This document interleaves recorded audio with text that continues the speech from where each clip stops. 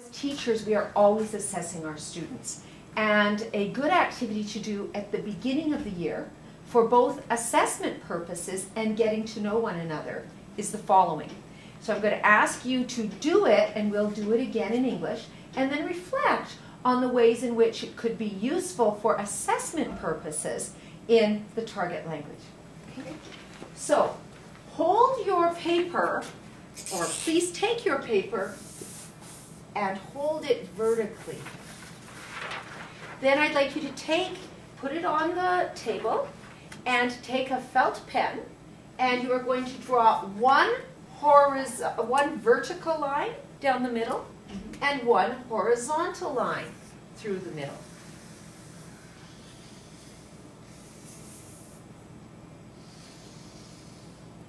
I'd like you to put your name somewhere on your piece of paper.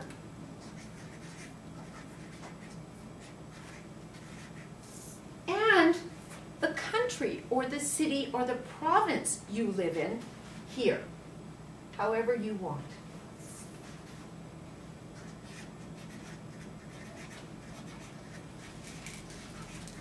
Then at the top of each of the 4 quadrants, you will write 5 years ago, 1 year ago. Please continue with 1 year from now and 5 years from now. What we are looking for next is for you to draw a simple picture that depicts something that you did 5 years ago, 1 year ago, something that you would like to do 1 year from now, and 5 years from now. So I'm going to give you 2 or 3 minutes to do your simple drawings. Remember, this is not an art competition, and this isn't an art piece. It's a visual representation of an idea. Okay? No words, only visual representations.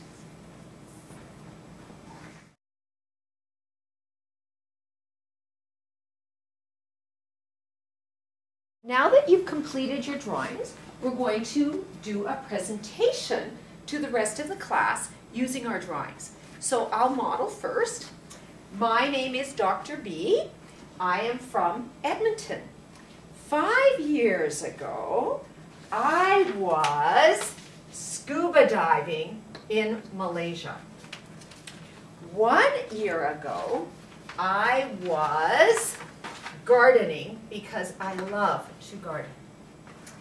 1 year from now, I hope to be welding and creating sculptures. 5 years from now, I hope I'm going to be a grandmother. Okay.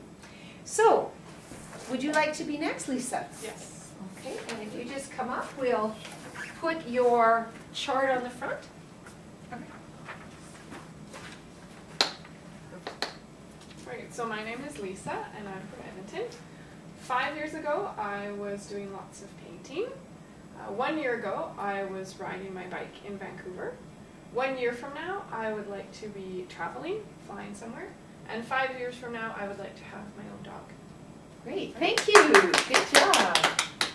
Next, please. You can we'll just blot this out.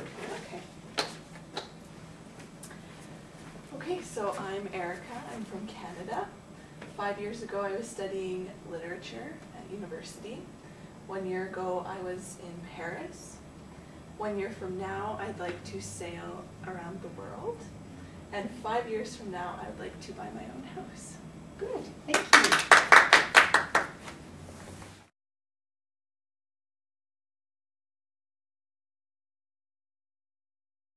So, having just done this activity now, imagining that you were doing it in your second language, or more importantly, if you were a student doing it in your second language, how might you adapt it, and what, as a teacher, would you be looking for to assess? Well, I think the modeling is really important to begin with, and maybe providing some some topics for the very beginners, you know, in terms of what they could talk about. And then for assessment, I would look at probably just their ability to use the vocabulary and to put it in the right place. And, you know, if we're differentiating then between past and present or future, then we'd have to look at verb tenses as well. Okay, great. I think also for assessment you could use it as an activity you do early on and then later to compare a student's pronunciation, their comfort up at the front. And yeah, I agree with Lisa, just lots of support in the beginning I think is good, lots of modeling. Great. So another adaptation you might want to consider is the time frame.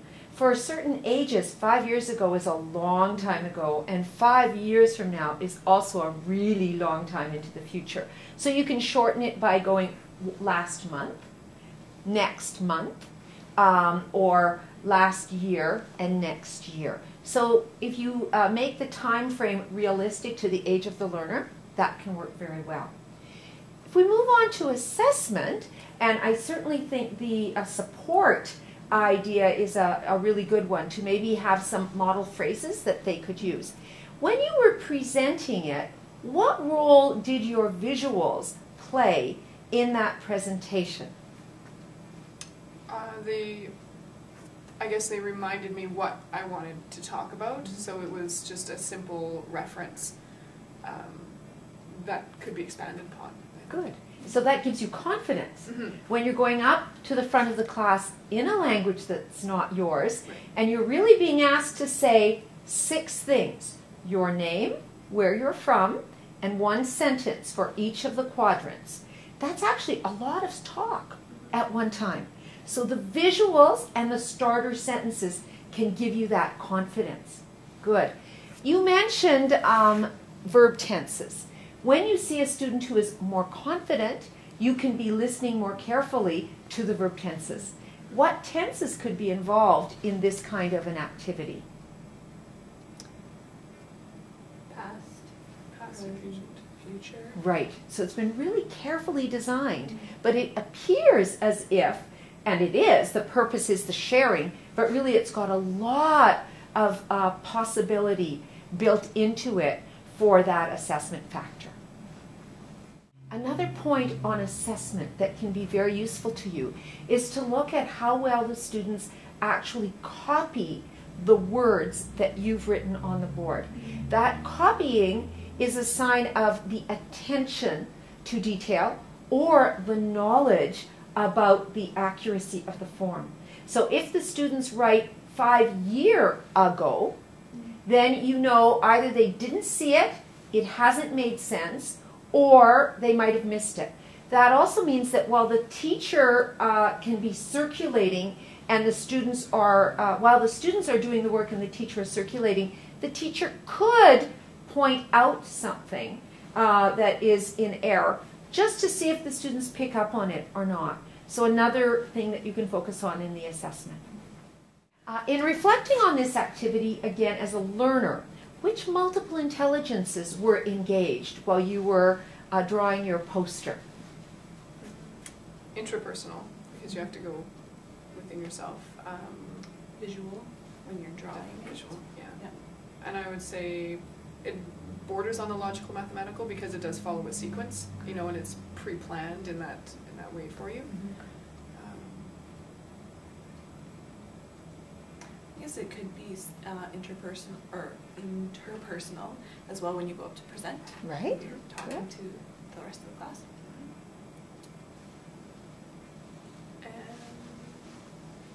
And perhaps the movement is kinesthetic. Even though you're creating a visual, in the process of creating it, there is some kinesthetic work. Okay, super job.